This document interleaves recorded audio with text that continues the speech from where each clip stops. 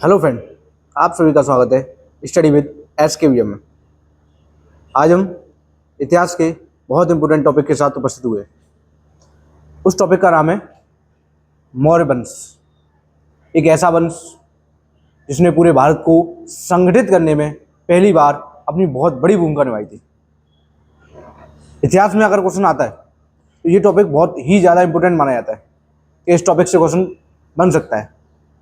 इसमें जो शासक हैं या इन शासकों द्वारा किया गया जो कार्य है, प्रशासन है या किताब है जो उस शासन में लिखी गई हैं, बहुत इंपॉर्टेंट है। मौर्य वंश अपने आप में बहुत बड़ा वंश है, क्योंकि ये वंश मगध पर शासन करने वाला वो वंश था जिसने पूरे भारत को एकत्रित करने में, संगठित करने में बहुत बड़ी भूमिका निभाई थी। और पहली बार इस वंश के शासन ने, जो इस वंश के शासक थे, उन शासकों ने अखंड भारत के सपना देखा था। अखंड भारत का सपना, पूरे भारत को एकजुट करने का सपना। इस वंश की स्थापना, जो मौर्य वंश है, मौर्य साम्राज्य है, इस वंश की स्थापना के पीछे बहुत रोचक कहानी है। कोई किसी राजा का वंश नहीं था, बहुत ही मामूली एक लड़के का दायित्व जो किसी एक बुद्धिमान व्यक्ति के हाथों में पहुंचा, और उस बुद्धिमान व्यक्ति ने उसके चेहरे पर जो तेज देखा और वो समझ गए कि ये व्यक्ति अखंड भारत के लिए सर्वोपरि है। ये कहानी है सिकंदर के आक्रमण के साथ। सिकंदर का आक्रमण होता है भारत के पास। उस समय हमारे भारत में चाणक्य नाम के एक महान व्यक्ति थे, जिनकी मैं बहुत ज़्यादा प्रशंसा करूं वो भी कम होगी। तो वो एक ऐसे व्यक्ति थे जो उस समय आज के से भी कई ज़्यादा आगे, आज से कई ज़्यादा समय आगे की सोच रखते थे। जब सिकंदर ने भारत के पास आक्रमण किया, उन्हें डर था कि भारत पर कोई विदेशी आक्रमण करेगा और उसे अपने कब्जे में कर लेगा। तो उस समय नंद वंश के शासक धनानंद शासक थे जो भारत पर शासन कर रहे थे। उनसे कोई उनकी पर्सनल दुश्मनी नहीं थी। वो राज दरबार में गए। उन्होंने जो भी सिकंदर ने शपथ ली थी और सिकंदर पास आ चुका था, वो सारी चीज़ें बताई जो जरूरी था। लेकिन जो नंद वंश का शासक धनानंद था, वो क्रूर था, तानाशाही था। उसने उनकी बात को कोई सीरियस नहीं लिया, क्योंकि वो अपनी शक्ति में चूर था। वो शक्ति में इतना तानाशाही था कि मेरी शक्ति के आगे कोई भी सेना रोक नहीं सकती है। लेकिन चाणक्य, कौटिल्य, इनके दिमाग में एक थोड़ा सा भय था कि अगर किसी विदेशी शक्ति के द्वारा अगर भारत पर कब्जा किया जाता है तो ये भारतीय लोगों के लिए प्लस हमारे लिए बहुत ही निंदनीय होगा। इसलिए वो चाहते नहीं थे कि भारत पर कोई विदेशी शक्ति आक्रमण करे और उस पर शासन करे। और सिकंदर जिसने शपथ ली थी विश्व पर शासन करने की, और उसने विजय अभियान भी चलाया था। भले ही वो पूरा नहीं हो पाया, लेकिन उसने विजय अभियान चलाया था जिसका डर था। उसने पहले जितने भी युद्ध किए वो सारे जीत लिए। पोरस को हरा दिया। पोरस का भले ही राज्य उसको वापस कर दिया, लेकिन पोरस को हरा दिया। तो उनको डर था। लेकिन रावी नदी के किनारे आते ही उनकी सेना धराशायी हो गई, वापस लौट गई, वो बात अलग है। लेकिन जब धनानंद ने उनकी बात को नहीं माना, यहाँ तक कि उनकी बात को नहीं माना, प्लस उनके साथ अभद्र व्यवहार किया, उनकी शिका के साथ अभद्र व्यवहार किया, चोटी जो थी, तब इन महान व्यक्ति ने शपथ ली कि इस मगध, उस समय मगध ही मैं पिछली क्लास में बताया, जो महाजनपद वाली क्लास थी, उन जनपद में बताया था मगध ही सबसे शक्तिशाली राज्य बना। तो उस मगध के उन्होंने शपथ ली उस समय कि अगर मैं मगध के शासन पर, मगध की गद्दी पर एक ऐसे व्यक्ति को नहीं बैठा दूंगा कि वो व्यक्ति बहुत ही योग्य होगा, तब तक मैं अपनी शिका को नहीं बांधूंगा, अपनी चोटी को नहीं बांधूंगा। और ये शपथ लेकर उस तानाशाही राजा के सामने उन्होंने जब ये शपथ ली और वहां से चले गए। ये शपथ केवल उनकी नहीं थी, उनके अंदर वो आग फैल गई थी कि हमारे राज्य पर, हमारे देश पर जो अखंड भारत का सपना उन्होंने देखा था, उसके गद्दी पर एक अयोग्य व्यक्ति बैठा था। और वहीं से उनके दिमाग में एक ख्याल आया कि वो पूरे भारत को एकत्रित करने में अपनी भूमिका निभाएं और एक अखंड भारत बनाएं। उन्हीं की सबसे पहली सोच थी अखंड भारत की। उससे पहले राज्य थे, अलग अलग थे, बटे हुए थे, लेकिन जो सबसे पहले सोच अखंड भारत की थी और उन्होंने इस बात को स्वीकार किया और बनाया। ऐसी निडर व्यक्ति, अपने अंदर आत्मविश्वासी व्यक्ति, जिन्होंने जो कहा वो करके दिखाया। अपने द्वारा एक व्यक्ति को गोद लिया गया, उस बच्चे का लालन पालन किया गया और उस बच्चे को इतना योग्य बनाया गया कि वो मगध की गद्दी पर बैठा और उसने पूरे साम्राज्य को एकत्रित किया, पूरे भारत को एकत्रित किया, अपने संगठित किया और अपने राज्य में मिला दिया। इसके बाद जो भी योग्य राजा बने और जहां मौर्य वंश की स्थापना की, उस व्यक्ति का नाम था चंद्रगुप्त मौर्य, जो कौटिल्य की छत्र छाया में शिक्षा दीक्षा प्राप्त करते हैं और सही समय आने पर मगध के सम्राट घोषित होते हैं। और इन्हीं ने नंद वंश के अंतिम शासक धनानंद को पराजित कर दिया था, हरा दिया था और चंद्रगुप्त मौर्य ने मौर्य वंश की स्थापना की थी। यहीं से मौर्य साम्राज्य शुरू होता है। मौर्य साम्राज्य, इसकी डेट है 321 ईसा पूर्व से 185 ईसा पूर्व। माना जाता है कि 321 ईसा पूर्व से लेके 185 ईसा पूर्व के बीच का जो टाइम टेबल है वो मौर्य साम्राज्य का टाइम टेबल है। मौर्य शासन रहा है इतने समय में 321 ईसा पूर्व से 185 ईसा पूर्व। मैं मौर्य साम्राज्य के बारे में मैंने जितनी भी चीजें बताई, उसके बाद जो भी चीज़ आप पढ़ोगे इस क्लास में, जितनी भी मैं चीज़ें बताऊंगा, एक स्टोरी के माध्यम से आप बस तसल्ली से सुनते रहें, समझते रहें और जो मैं याद करने के लिए कहूँ वो क्लास में ही याद करने की कोशिश करें। ज़्यादा डीपली क्लास मैं नहीं रखता क्योंकि ये एसएससी के बच्चों के लिए और पीसीएस और यूपीएससी में देने वाले बच्चों के लिए एक बेसिक लेवल है।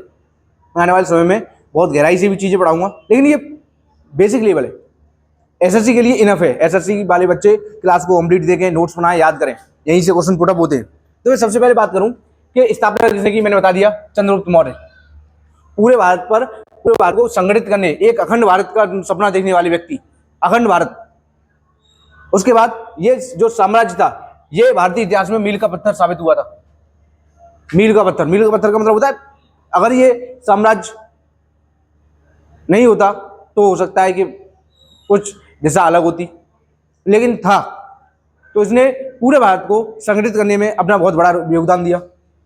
अब मैं बात करता हूं स्रोत क्या है, सोर्स क्या है, हमें कहां से पता चलता है इस मौर्य वंश के बारे में, इस मौर्य साम्राज्य के बारे में हमें कहां से चीजें प्राप्त होती हैं, हमें पता कैसे चलता है कि ये रचा सकते, ये रचा सकते। तो जो स्रोत हैं, सोर्स हैं, उनमें सबसे इंपोर्टेंट है कौटिल्य का अर्थशास्त्र। सबसे बड़ी, सबसे इंपोर्टेंट मौर्य साम्राज्य की किताब, यहीं से हमें ज्यादातर चीजें प्राप्त होती है। पूछ लिया जाता है कि अर्थशास्त्र किसके द्वारा लिखा गया है, तो कौटिल्य, इन्हीं का नाम चाणक्य था। तो कौटिल्य का अर्थशास्त्र बहुत इंपोर्टेंट है। मौर्य वंश की जो जानकारी मिलती है वो अधिकतर जानकारी इसी में है, कौटिल्य के अर्थशास्त्र में। भारतीय अर्थशास्त्र के जनक कौटिल्य को कहा जाता है। भले ही विश्व के अर्थशास्त्र का जनक एडम स्मिथ को कहा जाता हो, लेकिन एडम स्मिथ आधुनिक अर्थशास्त्री 321 ईसा पूर्व, समझ सकते हो, आज से लगभग 2300 साल पहले एक ऐसे महान व्यक्ति थे जिन्होंने किताब लिख दी थी अर्थशास्त्र पर। कुछ लोगों की तो वर्तमान में भी अर्थशास्त्र समझ में नहीं आता है। ऐसे व्यक्ति, महान व्यक्ति भारत में रहे जिन्होंने उस समय किताब लिख दी थी अर्थशास्त्र पर। लेकिन अर्थशास्त्र पर टोटल किताब नहीं थी, इसमें राजनीतिक विज्ञान भी था, मनोविज्ञान भी था, अर्थशास्त्र भी था, कुछ चीजें और मिलती हैं। इसलिए भारतीय रूप से इसे भारतीय अर्थशास्त्र माना जाता है। भारत के जो अर्थशास्त्री हैं उन्हें कौटिल्य माने जाते हैं। तो कौटिल्य का अर्थशास्त्र पहला स्रोत माना जाता है। उसके बाद विशाख दत्त की एक किताब है मुद्रा राक्षस। किताब ध्यान रखना, मुद्रा राक्षस, इसके लेखक कौन है, विशाख दत्त का मुद्रा राक्षस। इसमें भी मौर्य साम्राज्य के बारे में जानकारी मिलती है। उसके बाद मैगस्थनीज की इंडिका, ये किताब बहुत मोस्ट इंपोर्टेंट क्वेश्चन के लिए अवेलेबल सोर्स, यही पूछ लिया जाता है इंडिका किसकी किताब है, मैगस्थनीज की कौन सी किताब है, मुद्रा राक्षस किसकी किताब है, विशाख दत्त की कौन सी किताब है। तो विशाख दत्त की मुद्रा राक्षस, मैगस्थनीज की इंडिका। और वर्तमान में जब खोज होती है तो अशोक के अभिलेख मिलते हैं, अशोक के अभिलेख, शिलालेख, स्तंभलेख। तो जो अभिलेख मिलते हैं, पत्थर पर उकेरे गए शब्द, पत्थर पर उकेरी गई चीजें वर्तमान में जब हमें प्राप्त होती हैं तो उनसे हमें पता चलता है कि ये मौर्य साम्राज्य की चीजें हैं। उस समय मौर्य साम्राज्य कैसा था। तो सबसे इंपोर्टेंट हमें सोर्स कौन कौन से प्राप्त होते हैं? कौटिल्य का अर्थशास्त्र, विशाखदत्त की मुद्रा राक्षस, मेगस्थनीज की इंडिका और अशोक के अभिलेख। पीसीएस में क्वेश्चन पूछ लिया जाता है कि निम्नलिखित में से कौन से स्रोत हैं जो मौर्य साम्राज्य के बारे में जानकारी देते हैं, या निम्नलिखित में से कौन सी किताब किस लेखक के द्वारा लिखी गई है। भारत में अर्थशास्त्र की जनक किसे कहा जाता है? तो आप ये सारी चीजें, ये क्वेश्चन कैसे भी बनाया जा सकता है, बहुत इंपॉर्टेंट है। मैंने इसीलिए सारी चीजें आपके पास अवेलेबल करा रहा हूँ, बोल रहा हूँ, याद हो जाए। कौटिल्य की अर्थशास्त्र, मुद्रा राक्षस का जो विशाखदत्त की मुद्रा राक्षस, मेगस्थनीज की इंडिका और अशोक के अभिलेख, इन सब की जानकारी हमें मौर्य साम्राज्य के बारे में प्राप्त होती है इन सब से। फिर मैं बात करता हूँ, ये चीजें तो हो गई। इन चीज के बाद हमें पता होना चाहिए कि प्रमुख शासक मौर्य साम्राज्य के कौन कौन से थे, उन्होंने क्या किया, उन्हें क्या कहा जाता था, ये सारी जानकारी आपको पता होनी चाहिए। तो ध्यान रखना, मौर्य वंश की स्थापना सबसे पहले की थी चंद्रगुप्त मौर्य ने 321 ईस्वी में धनानंद को हराकर। तो चंद्रगुप्त मौर्य, देखो चंद्रगुप्त बहुत सारे हैं, चंद्रगुप्त गुप्त वंश में अलग है, लेकिन ये मौर्य वंश का है। तो चंद्रगुप्त मौर्य तो चंद्रगुप्त मौर्य जिन्हें यूनान में सेड्रोकोटस के नाम से जाना जाता है। सेड्रोकोटस, क्वेश्चन पूछ रहे हैं सेड्रोकोटस किसे कहा जाता है, किस भारतीय शासक को सेड्रोकोटस कहा जाता है? तो आपको पता होना चाहिए, सेड्रोकोटस चंद्रगुप्त मौर्य को कहा जाता है। कौटिल्य की सहायता से, मैंने आपको बता दिया, कौटिल्य की सहायता से, चाणक्य की सहायता से, उन्हीं की शिक्षा दीक्षा से, उनकी नीतियों से। मैंने आपको एक चीज नहीं बताई कि चाणक्य की नीति, कूटनीति, एक किताब आती है, वही चीजें, वो यही चाणक्य थे जिन्होंने एक सामान्य वर्ग के व्यक्ति को, एक सामान्य बिल्कुल नॉर्मल एक गरीब लड़के को अखंड भारत का सम्राट बना दिया, अखंड भारत का राजा बना दिया। तो ये हर कोई नहीं कर पाएगा, इतनी इच्छा शक्ति किसी के अंदर नहीं है। विल पावर, आप समझ सकते हो, जिसने जो कहा वो करके दिखाया, ये विल पावर हर किसी में नहीं होती। और जिसके अंदर है वो मान लो वो यूनिक है, हर किसी में ये इच्छा शक्ति नहीं होती, इतनी बड़ी इच्छा शक्ति नहीं होती, और जिसमें होती है वो करके दिखा देता है। अभी भी वर्तमान में कुछ लोग हैं जिन्होंने नामुमकिन को भी मुमकिन करके दिखाया है, जो बिल्कुल जीरो लेवल से बहुत अब ऊपर पहुंच चुके हैं। तो ये विल पावर होती है, उस समय भी लोगों में थी, अभी भी लोगों में है। लेकिन आप समझ सकते हो कि एक सामान्य व्यक्ति को एक अखंड भारत का सम्राट बनाना बहुत बड़ी बात होती है। तो कौटिल्य की सहायता से इन्होंने चंद्रगुप्त मौर्य कौटिल्य की सहायता से राजा बने। इन्होंने ही मौर्य साम्राज्य की स्थापना की 305 ईस्वी में। 305, जब 321 ईस्वी में Isapur BC, before Christ, 305 BC में एक युद्ध होता है सेल्यूकस निकेटर के बीच और चंद्रगुप्त मौर्य के बीच। पर्सिया का राजा सेल्यूकस निकेटर और चंद्रगुप्त मौर्य के बीच एक युद्ध होता है। उस युद्ध में चंद्रगुप्त मौर्य की जीत हो जाती है, विजय हो जाती है, और सेल्यूकस निकेटर हार जाता है। और हारने के बाद वो संधि करता है। संधि में अफगानिस्तान, बलूचिस्तान और सिंध प्रांत, वो संधि में चंद्रगुप्त मौर्य को दे देता है। कौन? Seleucus Nicator. और अपनी पुत्री हेलेना का विवाह चंद्रगुप्त मौर्य से कर देता है। हेलेना का विवाह, हेलेना किसकी पुत्री थी? Seleucus Nicator. इसी सेल्यूकस निकेटर को चंद्रगुप्त मौर्य ने हराया था, जिसके कारण हेलेना का विवाह चंद्रगुप्त मौर्य से करता है, और दहेज में ये अफगानिस्तान, बलूचिस्तान और सिंध प्रांत उन्हें दे देता है, सौंप देता है। इसके बदले में जो भारत चंद्रगुप्त मौर्य की विजय हुई थी, उसका सबसे प्रमुख कार्ड था हाथी। जब वो जीत जाता है, बलूचिस्तान और अफगानिस्तान और सिंध प्रांत प्राप्त कर लेता है, संधि हो जाती है, तो 500 हाथी चंद्रगुप्त मौर्य इस सेल्यूकस निकेटर को दे देता है और उसकी पुत्री से शादी कर लेता है, हेलेना से विवाह करता है। सबसे इंपोर्टेंट इसकी जानकारी, चंद्रगुप्त मौर्य की जानकारी हमें गुजरात के एक जूनागढ़ अभिलेख से मिलती है, जिसमें चंद्रगुप्त मौर्य ने सुदर्शन नाम की झील का निर्माण करवाया था अपने सेनापति के द्वारा, पुष्पमित्र के द्वारा। सेनापति के द्वारा सुदर्शन झील का निर्माण कराया था। वहां पर एक अभिलेख मिला है, जिसे जूनागढ़ अभिलेख कहते हैं। उस जूनागढ़ अभिलेख में ये जो चीजें हैं, उस जूनागढ़ अभिलेख में बताया कि सुदर्शन झील का निर्माण उन्होंने कराया है। जूनागढ़ अभिलेख में किसकी जानकारी मिलती है हमें? चंद्रगुप्त मौर्य की। और इस जूनागढ़ अभिलेख में चंद्रगुप्त मौर्य ने क्या बनवाया है? सुदर्शन झील बनवाई है अपनी सेनापति के द्वारा। और सुदर्शन झील गुजरात में है। इसकी जानकारी हमें इस जूनागढ़ अभिलेख से मिलती है। और चंद्रगुप्त मौर्य के बारे में हमें पता होना चाहिए कि चंद्रगुप्त मौर्य ने जैन धर्म को अपनाया था। एक यूनिक बात बताऊं जो लास्ट में आपको बताऊंगा, बस इतना ध्यान रखो कि चंद्रगुप्त मौर्य ने जैन धर्म को अपनाया था। कर्नाटक गए थे ये, इन्हीं के शासनकाल में जैन संगीति हुई थी पहली। कर्नाटक पहुंचे थे, श्रावणबेला वहां पर कर्नाटक में जैन धर्म में एक पवित्र स्थान माना जाता है। उसका नाम कमेंट में बताओ और आपको पता हो तो। इतना ध्यान रखना कि चंद्रगुप्त मौर्य ने जैन धर्म को अपनाया था। चंद्रगुप्त मौर्य के बारे में जानकारी कितनी पता होनी चाहिए? सेड्रोकोटस नाम यूनान में इनको कहा जाता है। कौटिल्य की सहायता से राजा बने थे। इन्होंने मौर्य साम्राज्य की स्थापना की थी। 305 में सेल्यूकस निकेटर को हराया, उसके उनसे संधि की, अफगानिस्तान, बलूचिस्तान, सिंध प्रांत अपने मिलाया और सेल्यूकस निकेटर की पुत्री हेलेना से विवाह किया। जैन धर्म को अपनाया, जूनागढ़ में एक सुदर्शन नाम की झील का निर्माण किया। इतनी चीजें हमें चंद्रगुप्त मौर्य के बारे में पता होनी चाहिए। अब इसके बाद दूसरा सबसे महान शासक बिंदुसार। बिंबिसार अलग है, बिंदुसार अलग है, कंफ्यूजन नहीं होना चाहिए। मैं बिल्कुल कंफ्यूजन करने वाली हर चीज बिल्कुल बता देता हूँ। जैसे मैंने ज्योग्राफी में बताया था, सिंध अलग है, सिंधु झील नदी, सिंधु नदी अलग है, सिंध अलग है। महानंदा अलग नदी है और महानदी अलग नदी है।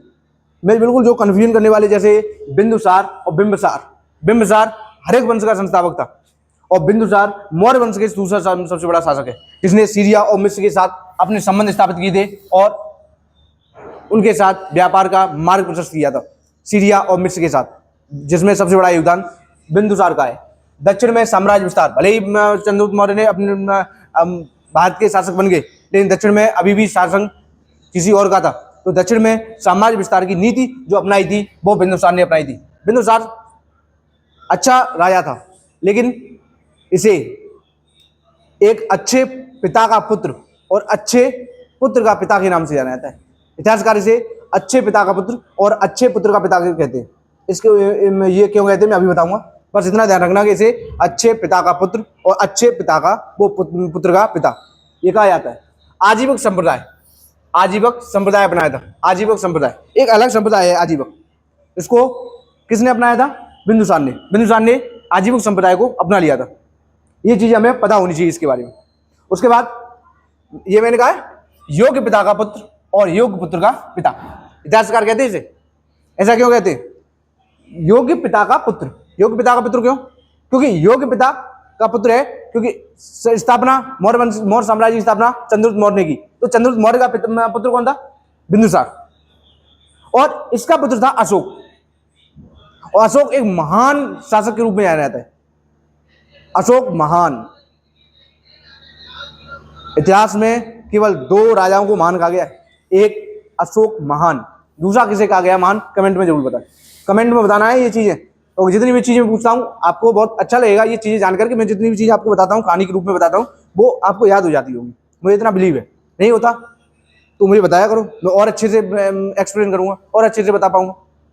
तो योग्य पिता का पुत्र और योग्य पुत्र का पिता किसे कहा जाता है? बिंदुसार को।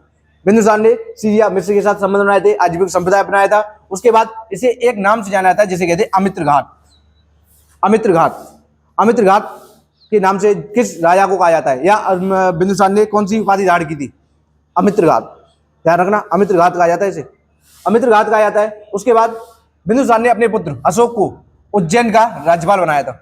एक पूछ लिया जाता है कि अशोक राजा बनने से पहले किस स्थान के राज्यपाल रहे थे? तो ऐसा माना जाता है कि पहले जो राजा महाराजा होते थे उनके सगे संबंधी लोगों को उच्च पद पर रखा जाता था, तो इसका पुत्र था। और राजा के बाद सारे अधिकार राज्यपाल के हाथों में होते थे। तो बड़े बड़े स्थानों के राज्यपाल उनके पुत्र, उनके भतीजे, उनके खास व्यक्ति ही चुने जाते थे। तो उज्जैन के राज्यपाल के रूप में अशोक ने कार्य किया था। यहाँ तक कि उन्होंने कई जगह के विद्रोह को भी दबाया था अशोक ने। अशोक महान, अशोक महान कहा जाता है। दक्षिण में अभियान चलाए थे, व्यापार किया था। हाँ, इतना महान नहीं हो पाए बिंदुसार, उतने महान नहीं हो पाए जितने चंद्रगुप्त मौर्य थे और अशोक थे। इसलिए इसे योग्य पिता का पुत्र और योग्य पुत्र का पिता के नाम से जाना जाता है। तीसरा सबसे महान शासक अशोक, बिंदुसार का पुत्र और चंद्रगुप्त मौर्य का नाती। समझ रहे हो? महान अशोक पूरे इतिहास में सबसे पहले भारतीय इतिहास में सबसे पहले जिसे महान की उपाधि दी गई वो था अशोक महान। एक और राजा है जिसे महान की उपाधि दी गई थी, कमेंट में बताना किसे कहा गया है, अगर आपको पता हो। नहीं पता होगा, अगर पता नहीं होगा तो मैं अगली वीडियो में बता ही दूंगा, लेकिन आपको पता है तो कमेंट में जरूर बताएं। मैंने कहा है कमेंट जरूर किया करें, जो भी जानकारी आपको पता हो वो जरूर, मैं जो पूछूं वो लिखो, जो भी क्लास के बारे में जैसा भी आपको लगे वैसा लिखो। अब बात करते हैं अशोक के बारे में। अशोक महान मौर्य साम्राज्य का सबसे शक्तिशाली शासक। इतना शक्तिशाली किसी में कोई नहीं हो पाया था। पूरे भारत में अपना साम्राज्य विस्तार कर लिया था, क्योंकि उत्तर भारत में चंद्रगुप्त मौर्य ने अपना शासन विस्तार कर लिया, दक्षिण भारत में बिंदुसार ने विस्तार कर लिया, अब शासन करने बैठे हैं अशोक। उन्होंने अपनी सबसे बड़ी सेना गठित की है, सबसे ज्यादा शक्ति में उनके हाथ में। उनकी सेना में घोड़सवार हैं, पैदल सैनिक हैं, तीर कमान हैं, रथ हैं, हाथी हैं। वो ऐसी बड़ी सेना, इससे बड़ी सेना अशोक ने रखी थी, उससे बड़ी सेना भारत में किसी ने नहीं रख पाई, ये कहा जाता है। सबसे शक्तिशाली शासक थे ये। इन्हें देवनाम प्रिय और प्रियदर्शिका के नाम से जाना जाता है। देवनाम प्रिय और प्रियदर्शिका कहा जाता है। निम्नलिखित में से किस राजा को देवनाम प्रिय या प्रियदर्शिका के नाम से जाना जाता है? इन्हें रांड्यो अशोक के नाम से जाना जाता है। श्रीलंका में जो साहित्य मिलते हैं उस साहित्य में लिखा गया है कि अशोक राजा बनने से पहले अशोक ने अपने 100 भाइयों का वध किया था, 100 भाइयों को मार डाला था। 100 भाइयों को मारने के बाद ही अशोक शासन गद्दी पर बैठे थे अपनी साम्राज्य को विस्तार करने के लिए। ऐसा किबंधन दिया है, ऐसा नहीं हो सकता। आप समझ सकते हो कि 100 भाइयों को मारने वाला, लेकिन ये पता होना चाहिए कि ऐसा कौन सा राजा था जिसने अपने 100 भाइयों को मारा था। ऐसी कहानी किस राजा के लिए प्रचलित है तो वो अशोक है। श्रीलंका की साहित्य में ऐसा कहा जाता है। अपने शासन, अपने जैसे जिस वर्ष अपनी राजगद्दी पर बैठे, जिस वर्ष ये राजगद्दी पर बैठे थे उसके 8 वर्ष बाद, राजगद्दी पर बैठने के 8 वर्ष बाद एक महान युद्ध हुआ जिसे कलिंग का युद्ध कहते हैं। कलिंग का युद्ध, इतिहासकार बताते हैं ये इतना भयानक युद्ध था जिसको देखने के बाद अशोक ने भी अपनी नीति को परिवर्तित कर दिया था और कभी युद्ध न करना इस नीति को अपना लिया था। सोचो इतना कितना भयानक युद्ध होगा कि एक राजा ने अपनी नीति को बदल दिया। राजा तो हिंसक होता है, मतलब जब वो युद्ध करने जाता है तो एक हिंसक प्रवृत्ति के रूप में, एक शिकार करने वाले शेर के रूप में जाना जाता है। और जब उसने युद्ध किया, कलिंग का युद्ध किया, और उस कलिंग के युद्ध के बाद उसने अपनी नीति बदल ली। कितना भयानक युद्ध होगा। इधर मानते हैं कि इतना भयानक युद्ध था कि सब तरफ तबाही मचाती थी। ना किसान छोड़े थे, ना महिलाएं छोड़ी थी, ना बच्चे छोड़े थे, ना वृद्ध छोड़े थे, किसी को भी उसने छोड़ा नहीं था। इतना भयानक युद्ध था कि इस युद्ध के बाद अशोक ने अपनी नीति को भी परिवर्तन कर लिया और कभी युद्ध न करने की शपथ ले ली। इसलिए कहा जाता है कलिंग का महान युद्ध। इस युद्ध में ये युद्ध हुआ। इसके बाद भेरी घोष की नीति से धम्म घोष की नीति अशोक ने अपना ली थी। भेरी घोष की नीति के बाद धम्म घोष की नीति, भेरी घोष की नीति जो उसने अपनाई थी उसको छोड़ दिया और धम्म घोष की नीति अपना ली। ऐसा कौन सा राजा था जिसने अपनी नीति में परिवर्तन किया? अशोक। किस युद्ध के बाद?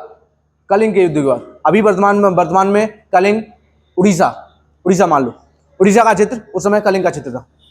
और ये युद्ध माना जाता है कि जब अशोक का साम्राज्य विस्तार था, अशोक के पास सेना थी, लेकिन कलिंग के राजा ने अपने आप को स्वतंत्र कर दिया था, अपने आप को स्वतंत्र घोषित कर दिया कि मैं किसी राजा के अंतर्गत नहीं हूं। और जब एक महान व्यक्ति के दबाव में रहने वाले व्यक्ति एक महान मतलब उसका विरोध करते हैं तो ये उसकी ईगो पर बात लगती है कि मेरे पास इतनी शक्तिशाली सेना होने के बावजूद ये ऐसा कुछ कर रहा है। और उसे भय भी रहता है कि अगर आज इसने किया है कल कोई दूसरा राजा कर देगा, परसों कोई तीसरा राजा कर देगा, तो मेरे पास इतनी बड़ी सेना होने का फायदा क्या है?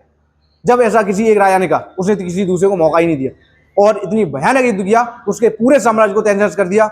इस युद्ध के बाद तो किसी ने सोचा भी नहीं कि अशोक के खिलाफ विरोध किया जाए, अशोक इस साम्राज्य का विरोध किया जाए। यहाँ तक कि भारत में नहीं, आस पड़ोस के पड़ोसी राज्यों में भी ये खबर फैल गई कि अशोक ने इतना बड़ा युद्ध किया है कि उसने पूरे साम्राज्य को तहस-नहस कर दिया। उसके खिलाफ किसी में आवाज निकालने की किसी की जरूरत नहीं निकली। ये बात समझ पा रहे हो? ये अशोक का कलिंग युद्ध था, इसी ने उसकी पूरी नीति को बदल दिया। उसके अंदर इतना बड़ा आघात पहुंचा कि मैंने क्या कर दिया, और कभी युद्ध न करने की शपथ ले ली। इसी युद्ध के बाद उसने बौद्ध धर्म अपनाया था। इसी युद्ध के बाद बौद्ध धर्म, अब आप देख रहे हो चंद्रगुप्त मौर्य ने जैन धर्म अपनाया है, बिंदुसार ने आजीविक धर्म संप्रदाय अपनाया है, और अशोक ने बौद्ध धर्म अपना लिया। तीनों में अलग अलग, समझ रहे हो, मैं इसलिए बताया था कि चंद्रगुप्त मौर्य ने जैन धर्म, आजीविक संप्रदाय बिंदुसार ने, और अशोक ने बौद्ध धर्म। और बौद्ध धर्म का उसने अपनाया ही नहीं, बल्कि बौद्ध धर्म का बहुत बड़ा प्रचार प्रसार किया, अपने पुत्र पुत्री को श्रीलंका में भेजा बौद्ध धर्म का प्रचार करने के लिए। बौद्ध धर्म के प्रचार के लिए उन्होंने अपने धर्म से जो धर्म प्रचारक धम्म महामात्र इनको लगा दिया सरकारी नौकरी के आधार पे, किसमें तुम बौद्ध धर्म का प्रचार करो, जिन्हें धम्म महामात्रों के नाम से जाना जाता है। इसने 14 बृहद शिलालेख बनवाए थे, 14 बृहद शिलालेख, कई छोटे छोटे शिलालेख बनवाए, स्तंभ लेख बनवाए। तुम अभी जो सिक्के पर अशोक स्तंभ देखते हो, जो 4 शेरों का 3 शेर दिखते हैं, एक चौथा पीछे है, 4 शेरों का मुख, ये अशोक द्वारा बनाया गया एक स्तंभ लेख है जिस पर पशुओं की आकृति है। उसमें पशुओं में हाथी भी है, एक शेर में सिंह भी है, और 4 सिंह भी है। और उसी के स्तंभ लेख से भारत का अशोक स्तंभ जो प्रतीक है उसको लिया गया है। स्तंभ के बारे में, शिलालेख के बारे में अगली वीडियो में बताऊंगा, तो इसका अभी पूरा पोर्शन नेक्स्ट वीडियो में आएगा, तो ये सारी चीजें एक ही वीडियो में नहीं आ सकती।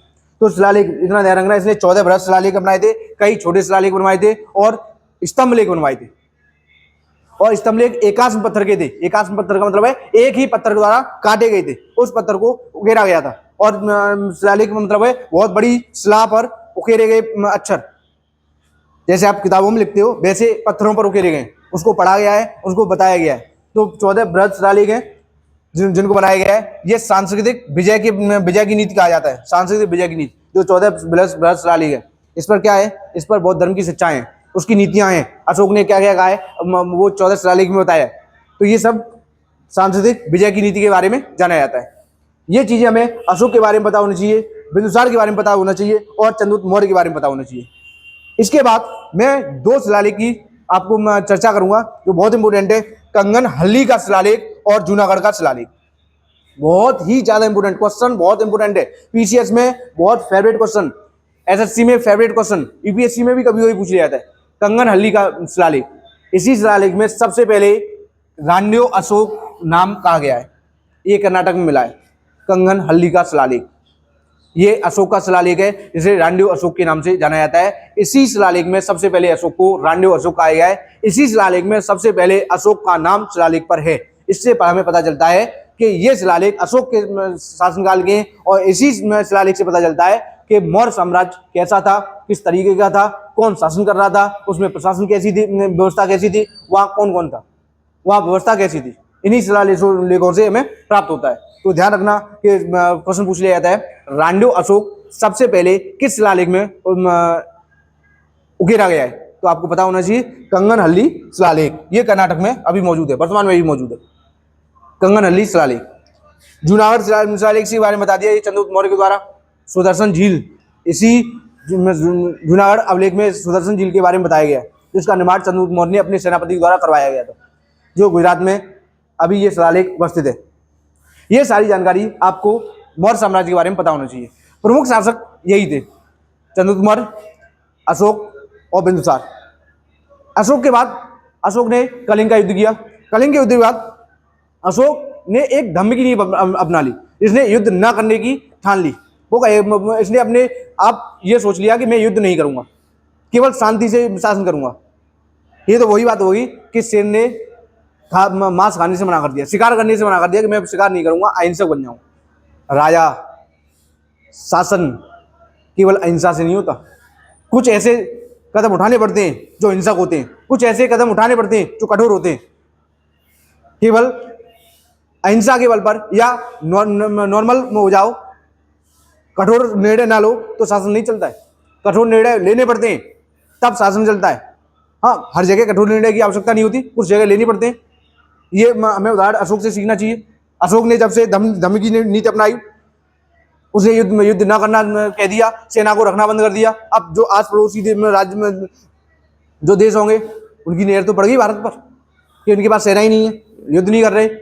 अभी नहीं, शुरुआत में नहीं, कुछ समय के बाद या अशोक के बाद जो भी राजा आएंगे वो तो कमजोर होते चले जाएंगे। अगर अशोक ऐसे कार्य नहीं करते तो हो सकता है मौर्य साम्राज्य 1885 में अंत हुआ, उससे और भी चलता।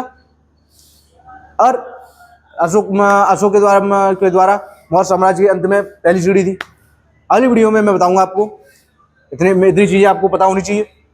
अगली वीडियो में मैं बताऊंगा मौर्य साम्राज्य का प्रशासन कैसा था, मौर्य साम्राज्य का पतन कैसे हुआ, और भी जो चीज़ें बची कुछ चीज़ें इस मौर्य साम्राज्य के बारे में, वो सारी चीज़ें अगली पार्ट में कंप्लीट हो जाएंगी और उस पार्ट के साथ मौर्य साम्राज्य कंप्लीट हो जाएगा। मैंने आपको आज सोर्स बता दिए, इसलिए किताबों को नाम ध्यान रखना। विशाखदत्त मुद्रा राक्षस, विशाखदत्त की जो है मुद्रा राक्षस है, मेगस्थनीज की इंडिका है, कौटिल्य की अर्थशास्त्र है। उसके बाद शासक मैंने बताए, उनके नाम क्या क्या हैं, वो कहाँ से हैं, कौन कैसा था, किसने कौन सा धर्म अपनाया, वो सारी चीज़ें मैंने आपको इस वीडियो में कंप्लीट करा दी। मौर्य साम्राज्य में इतनी चीज़ें आपको इनफ हैं, बेसिक लेवल की सारी चीज़ें मैंने कंप्लीट करा दी हैं। बेस बन जाएगा, मुझे पे विश्वास रखें। जीएस के मामले में आप किसी भी प्रकार की टेंशन ना लें, जीएस आपकी बिल्कुल कंठस्थ हो जाएगी। मैं इस पर कोई चीज़ें और बेटर करके लाऊंगा, थोड़ा सा वेट और करें, स्मार्ट बोर्ड आएगा। वो चीज़ें अभी मैं जो लिख रहा हूँ वो चीज़ आपको फील कराऊंगा, कुछ फोटो के माध्यम से, कुछ 3D एनिमेशन के माध्यम से, वो सारी चीज़ें आपको उपलब्ध कराऊंगा, जिससे आप प्रत्येक चीज़ समझ पाएँ कि क्या चीज़ कैसे किस तरीके से चीज़ें उपलब्ध की हैं। मेरी बात तो समझ पा रहे हो? आपको बस सपोर्ट बनाए रखना है, आपको मेरे साथ खड़े रहना है, पूरी वीडियो को देखना है, कंप्लीट देखना है, लाइक करनी है, कमेंट करने हैं। मैंने कहा है आपको, हर बार कहा है कि आप कमेंट किया करें। कमेंट नहीं करोगे तब तक मुझे पता कैसे चलेगा कि चीज़ें किस तरीके से हो रही है। आप कमेंट तो करो। जो नए स्टूडेंट हैं, नए मेरे संग साथी हैं, वो चैनल को सब्सक्राइब कर लें और साथ बनाए रखें, कंप्लीट वीडियो देखें। आप किसी भी प्रकार की ये दिमाग में ना रखें कि जीएस के मामले में आप पीछे रहेंगे। जीएस के मामले में आप पीछे नहीं रहेंगे और सारे सब्जेक्ट आप कंप्लीट करें। कंपटीशन सबके लिए है, जो इसमें डटा रहेगा अंत में विजय उसी की होगी, इस बात को दिमाग में रखें। हार जीत तय नहीं करती, हार तय नहीं करती आपकी किस्मत को, तय करती है आपकी उम्मीद, आपकी ताकत, आपके अंदर विल पावर कितनी है। एक विल पावर हमारे बहुत बड़े विद्वान चाणक्य के अंदर थी, जिन्होंने सोचा था कि मुझे इस मगध के साम्राज्य पर जो अभी व्यक्ति बैठा है उसको हटाकर अपने अनुसार एक राजा बनाना है, एक राजा बैठाना है। उनके अंदर जो विल पावर थी, उन्होंने वो उसको सिद्ध करके दिखाया। हाँ, सामने उनका उदाहरण है। मेरी बात तो समझ पा रहे हो? आप अपने अंदर विल पावर बनाए रखें, टेंशन ना लें, किसी प्रकार की दिक्कत ना लें। हार आपकी किस्मत को तय नहीं करती है, तय करती है आपकी विल पावर। कहाँ आप अपनी विल पावर को खत्म कर रहे हैं। आपने ठान लिया है तो आप एक बार में नहीं, 2 बार में नहीं, आप अपने अच्छे से अच्छे प्रयास में उसको कंप्लीट कर देंगे। मैं बस इतना कहूँगा कि आप अपने अंदर की विल पावर को कम ना करें। एक आध बार में एग्जाम दिया हुआ वो हो सकता है कंप्लीट ना हो पाए, वो क्रैक ना हो पाए, तो इससे आपकी किस्मत तय नहीं होती है। बहुत सारे ऐसे स्टूडेंट होते हैं जिनकी लास्ट अटेम्प्ट बच जाता है। 12th मूवी तो आपने सभी ने देखी होगी, उसमें लास्ट अटेम्प्ट में वो व्यक्ति सिलेक्ट होते हैं, महान व्यक्ति हैं जो अपनी विल पावर को इतनी उम्मीद तक रहते हैं। आप उन लोगों में शामिल हो जिन्होंने अपने आप को साबित करने के लिए प्रस्तुत तो किया है। उन लोगों से बेहतर हो जो ये सोच लेते हैं कि हमसे होगा ही नहीं। आपने इतना तो अच्छा किया कि आप अपने आप को प्रस्तुत कर रहे हो एग्जाम में जाने का। हारे जीत आप मैटर नहीं करती कि आप हारोगे जीतोगे, ये तो समय बताएगा, चीजें बताएंगी। लेकिन आप ये बताओ कि आपने युद्ध में आए तो हो, युद्ध जीते होगे हारोगे वो समय बताएगा, लेकिन आप युद्ध में उपस्थित हुए हो, यही सबसे बड़ी बात है। मैं उन लोगों को बहुत तहे दिल से धन्यवाद देता हूँ, वो इस युद्ध में शामिल हुए, अपने आप को प्रस्तुत किया है। हार या जीत समय बताएगा। आप इस बात के लिए परेशान ना हो, क्या हुआ कैसे हुआ बिल्कुल दिमाग में ना रखें। केवल अपने अनुसार कार्य करें, अपना कार्य करें, अपने कार्य पर भरोसा रखें। ये बात समझ पा रहे हो? आपने अगर अच्छा कार्य किया है, सच्चा कार्य किया है, तो वो निष्फल नहीं होगा। ये बिल्कुल सत्य बात है। कर्म सच्चा है तो फल भी सच्चा ही मिलेगा। इन्हीं लाइनों के साथ मैं आपसे फिर कहूंगा कि वीडियो कंप्लीट देखिए, तो लाइक करें, कमेंट करें और शेयर करें। नहीं हो तो सब्सक्राइब करें। जय हिंद।